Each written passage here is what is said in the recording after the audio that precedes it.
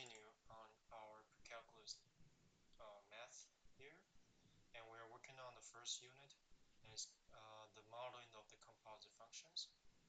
So here you can see a whole bunch of word problems, and you're gonna interpret this function right here, right? So what does that expression represent with words, right? And sometimes you're gonna work the other way around, so it's gonna be words to the expression like this, right? So n of w of x. So we're gonna try to find out the information that is given here, and it will result into a statement. Which of these are true? That's basically what the question is asking. Okay, so Carter has noticed these functions, okay, relationships, and so we're gonna find the w of x because we're working from the inside to the outside, right? So from the inside, it's gonna be average daily practice time is our input, x, right? And the winning percentages are what we're gonna get from that, which is the y, the result, or the value that we get from this function. So I'm guessing what the more you practice, the higher percentage you're gonna win, right? Okay, so that is from the inside, and we get our winning percentage as our result, right? But that will become our new variable, our new input, and which will be plugged into the n, which is up here, winning percentage, right? You see it here, and that gives us the output of average number of fans per game, right? That's the output. Okay. So the expression actually is asking us the average number of fans that turn out, right? So this will not be it because we're not getting. This will not end up with a winning percentage. It will end up with an average number of fans per game. So this is not our answer, and this is not our answer, right? So could be these two, one of these two, right? And let's continue our reading. And the average number of fans per game as a function of the number of rainy days in the season.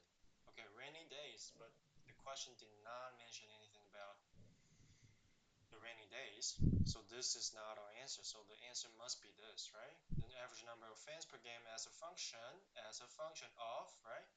And the average daily practice time. Okay, the daily practice time is the W, right? So this C will be our answer. Okay, let's see here. Our answer is going to be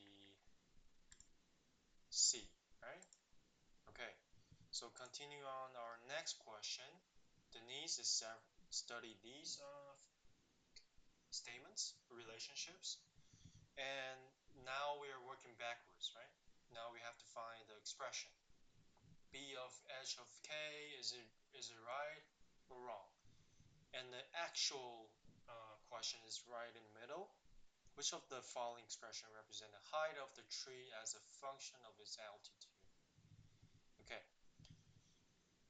A function of its altitude. So which one of these is giving us the altitude, right? As the input, the very input that is inside this composite function.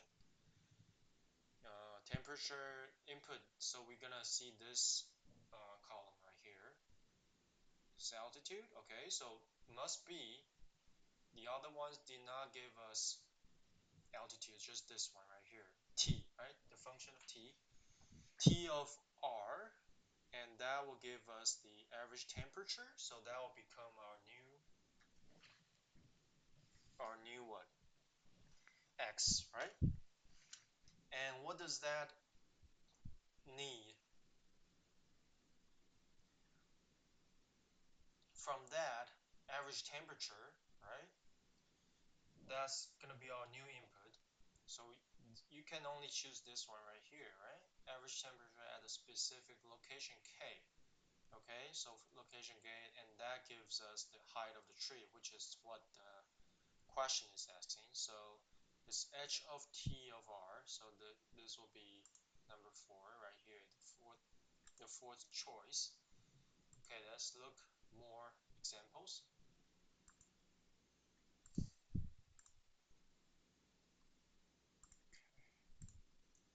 So Flux is skydiver, and this is the function. And what is the terminal velocity when her parachute is 14 meters wide? Velocity. So this function is giving us the velocity, okay? But this is giving us the what? The area, okay? So the velocity is given. The input of velocity is a, so it's going to actually become v of a of w, right? And the width is 14 meters wide, okay? 14 meters, you plug it in.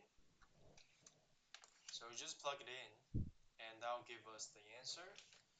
So 14 times 14, right?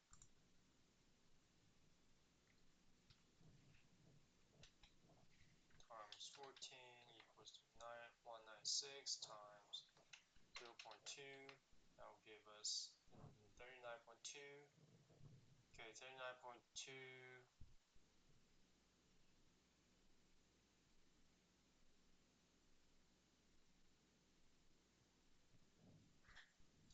39.2, and that's going to be our area, and you plug that to here. So 980 divided by 39.2. Okay, that will become 25. Okay, good. 25, and you square root of that, it's going to be 5. Okay, so the answer is going to be 5. Okay, the answer is going to be 5. Okay, so now we're going to continue on our examples here. So what does good? We've done this before, right? And then which of these following composed functions makes sense in the text? In this text. Okay, p of t of x, does that work? So t of x first, and then that gives us the time. Time the bus arrives is gonna be b. Okay, time arrives. Okay, so that one may work. And p of n of k is gonna give us a number, and you plug it into p, but p only takes the time, right? So that one does not work. And t of x, time per bus, okay, centimeters.